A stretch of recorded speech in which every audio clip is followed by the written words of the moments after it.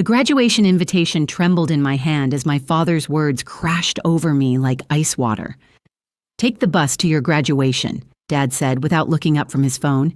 "We need to take your brother car shopping that morning. He's had his eye on the new Tesla." The kitchen's gleaming marble countertops suddenly felt cold against my palm as I steadied myself. My throat tightened, making it hard to swallow. 4 years of maintaining a perfect GPA at Stanford Business School while secretly building a tech empire, and this was their response to my graduation? "It's my graduation, Dad," I said, each word measured and quiet. "From Stanford, with honors." Mom fluttered around our luxury kitchen, arranging flowers in a vase, anything to avoid my eyes. "Natalie, honey," she sighed, using the name I'd heard in that exact disappointed tone my entire life.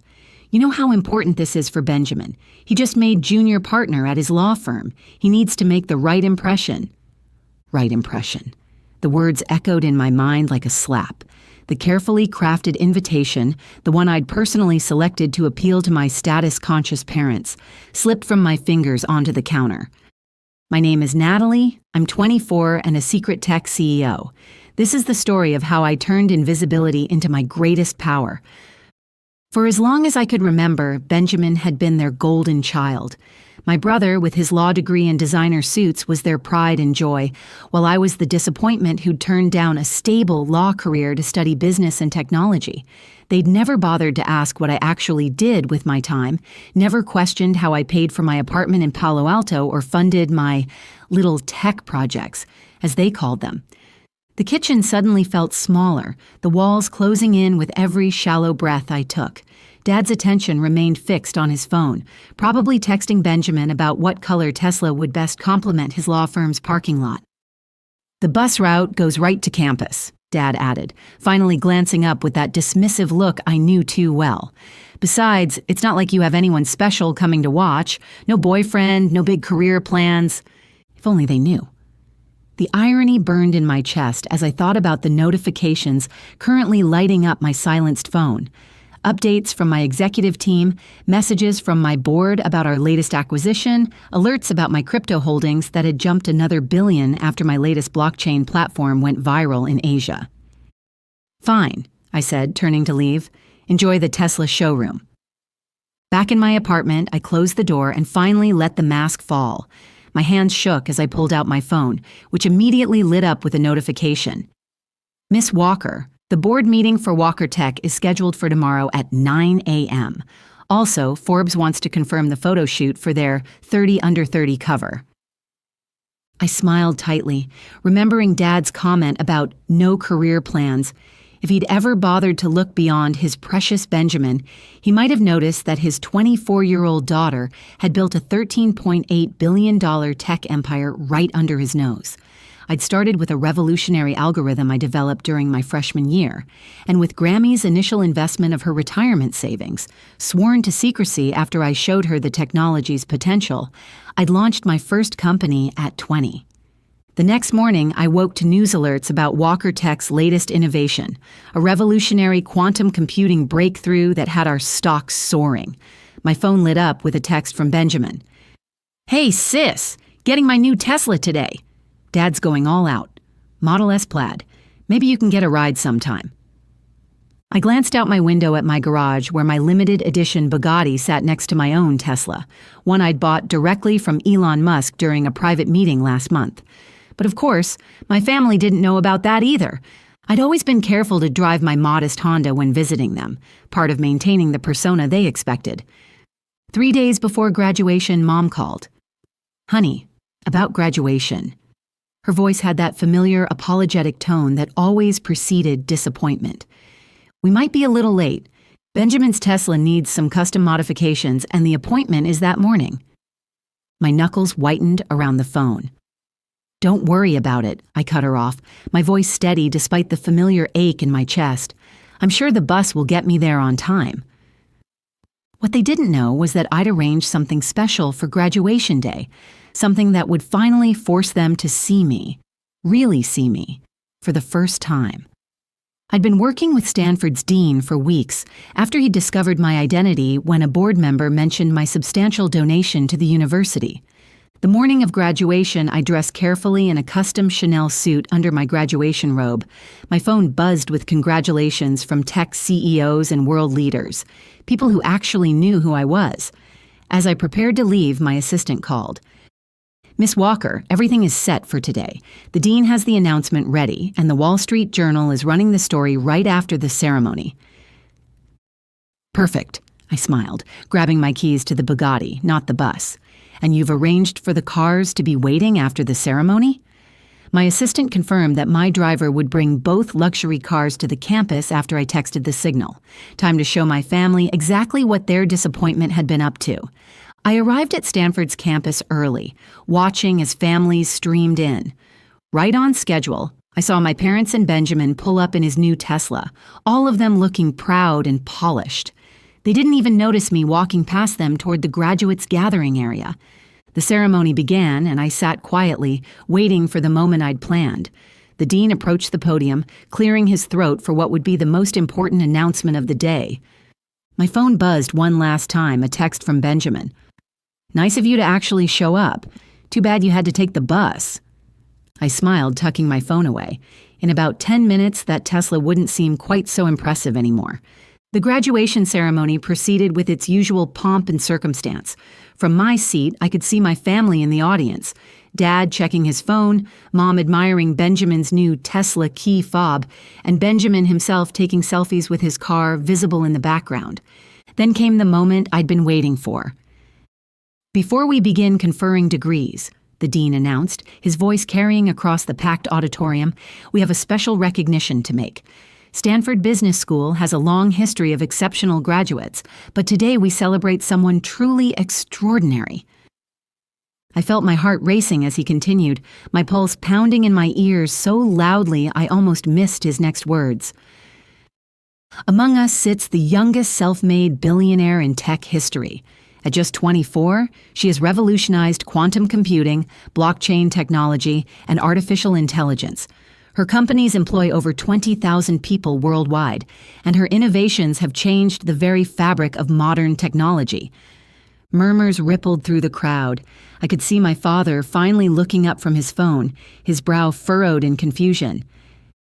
"Please join me in recognizing Natalie Walker, founder and CEO of Walker Tech Enterprises, whose net worth exceeded $13.8 billion this morning after her company's latest breakthrough in quantum computing." The auditorium erupted in gasps and applause. I stood up, smoothing my graduation robe. Through the sea of faces, I found my family. Mom's program had slipped from her fingers. Benjamin's mouth hung open, his Tesla keys forgotten in his lap. Dad looked like he'd seen a ghost. "Miss Walker," the dean continued, "has also made history by becoming the largest private donor in Stanford's history, with her recent $2 billion contribution to our technology and research departments." More applause, more gasps. I made my way to the stage as photos of my achievements flashed on the giant screens. My companies, my innovations, my successes, all the things my family had never bothered to notice. "And now," the dean smiled, "Miss Walker would like to say a few words." I approached the podium, removing my graduation robe to reveal my Chanel suit. The audience fell silent. My hands didn't shake anymore. They hadn't in years when I spoke to crowds, but my heartbeat echoed in my ears as I spotted my family's shocked expressions. "Thank you, Dean Matthews," I began, my voice clear and steady. 4 years ago, I started my journey at Stanford with a dream and an algorithm. While everyone thought I was just studying, I was building. While some were buying cars. I paused, letting my eyes find Benjamin. I was creating the future. I could see reporters scribbling frantically, cameras flashing. The Wall Street Journal article would be going live any minute now. Today, Walker Tech Enterprises isn't just a company, it's a revolution. Our quantum computing breakthrough this morning didn't just make headlines, it changed what's possible. I paused, letting that sink in. And yes, I did all this while maintaining a perfect GPA. Mom was crying now, but for once they weren't tears of disappointment. Dad sat frozen, probably calculating how many Teslas you could buy with $13.8 billion. To those who think success has a single path, who measure worth by the car you drive or the law firm you work for, think bigger. Sometimes the biggest achievements happen quietly while everyone else is looking the other way. I pulled out my phone, displaying the latest Walker Tech stock price on the screens. The numbers made Benjamin's Tesla look like pocket change. And yes, Dad, I added, allowing myself a small smile, I did take the bus sometimes, not because I had to, but because while everyone was showing off their cars, I was busy building an empire. The applause was deafening. In the audience, I could see tech industry leaders, people who'd known my secret all along, nodding in approval. My executive team scattered throughout the crowd were grinning proudly. I'd invited them all weeks ago, wanting them to witness this moment when my two worlds finally collided. As I returned to my seat, my phone buzzed with a message from my assistant. "Your Bugatti is ready out front for the photos, Miss Walker." And the Wall Street Journal article just went live. Perfect timing. After the ceremony, I quickly texted my driver to bring the cars around, then walked to the front of the campus where I stood by my Bugatti, while photographers captured the youngest billionaire graduate for their headlines. The car's crystal white finish gleamed in the California sun, making Benjamin's Tesla look almost ordinary in comparison. I watched my family approaching slowly, like they were walking through a dream. Mom's makeup was streaked with tears. Dad's usual confident stride had vanished. And Benjamin, well, he looked like someone had just told him Santa wasn't real. "Natalie," Mom's voice trembled. "How? When?" "For years," I said simply, handing my keys to the valet. "While you were all focused on Benjamin's law career, I built something bigger. It started with an algorithm I developed during freshman year that revolutionized data processing. Grammy believed in me when I showed her the prototype. That's why she invested her retirement savings as my seed funding." But you never said anything," Dad stammered, his eyes darting between me and the reporters. "All those times we talked about your future." "You mean all those times you talked about my lack of direction?" I corrected him. "You never asked what I was actually doing. You were too busy buying Teslas." Benjamin stepped forward, his new car keys clutched tightly in his hand. "This isn't possible. You're my little sister. You're a billionaire," I finished for him. "Chief executive officer of 5 companies, owner of the largest quantum computing platform in the world. Yes, I am. And I did it all while you were making fun of me for taking the bus." My assistant appeared with a tablet. "Miss Walker, Mr. Musk is on the line. He wants to discuss the satellite partnership." "Tell him I'll call back," I said, watching my father's eyes widen at the casual mention of Elon Musk. "I'm having a family moment." Mom burst into fresh tears. "Why didn't you tell us? We're your family." "Would you have believed me?"